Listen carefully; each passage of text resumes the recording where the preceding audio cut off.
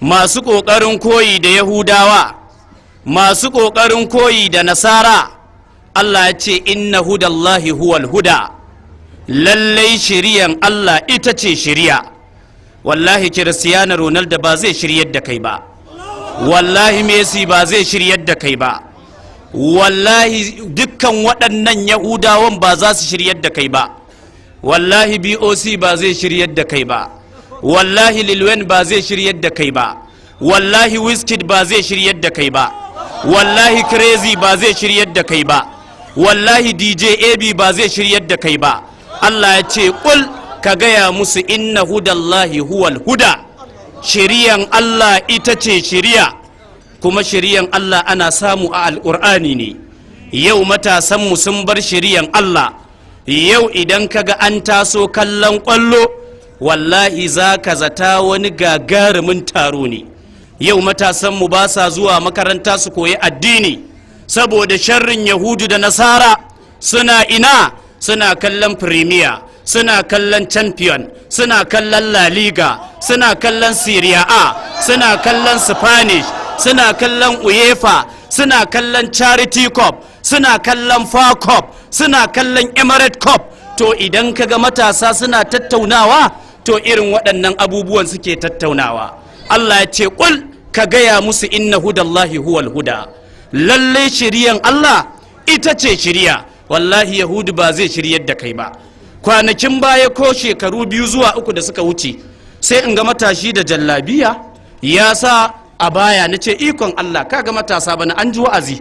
Wai ashe wani mawaƙi ne ya yi wannan shiga, kafiri mushriki, wai yau da shi ake wannan koyi. Allah ya ce wala initta ba'ata ahwa'ahum, waɗanda suka bi soye-soyen zukatansu, ka bi ta Yahudawa, ka bi ta Nasara, ka bar hanyar Allah bayan shiriya ya zo maka, to malaka min Allahi min waliyin wala nasir, ba ka da wani wanda zai jibanci al'amarinka daga azaban Allah, babu wanda zai cece ka daga azaban Allah. Hadisi ya inganta daga manzon Allah sallallahu alaihi wasallam, ya ce da sannu za ku rinka bin hanyoyin waɗanda suka gabace ku, taku da taku, zira'i da zira'i. Ya ce da za su fada cikin wata ramin dabba mai cutarwa sai kun bi su. Masu tambaya suka ce su wane ne ya manzan Allah sallallahu alaihi wasallama? A wata riwayan ya ce Yahudu da Nasara, a wata riwayan kuma ne tambayan ya ce shin kana nufin Yahudu da Nasara? Ya ce in ba su ba su wane ne? Yau idara ya ce in ba su ba su wane ne? Yau idan ka ga gaye yana tafiya a karkace kaman kaguwa, to ya ga wani ne daga cikin waɗannan mawaƙan, shi ne yake koyi da shi. A nan ne ake kwaso tarkace. Yau matasanmu idan kaga sun yi shiga, suna shiga ne irin na Yahudawa. Yau gabaki ɗaya duk sun zama DJ, duk matasanmu sun zama DJ. Kuma kun san wane ne DJ? To ai DJ abokan dujal ne, idan ka haɗa zai baka D-du-je jal, ai shi ne DJ. To duk wanda yake bin DJ yana bin dujal ne. Saboda haka ya ku matasa, shiriyan Allah ita ce shiriya.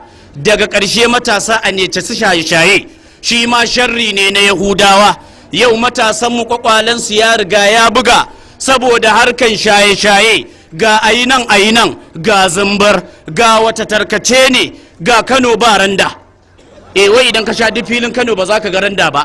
Shi yasa idan ka ga matashi ya ɗauko abin hawa da gudu, ka kauce, ƙila ya sha Kano ba randa ne, bai ga randa a Kano ba, ina zai gani a Tulu. Wa subhanaka Allahumma bihamdika ashhadu an la ilaha illa anta.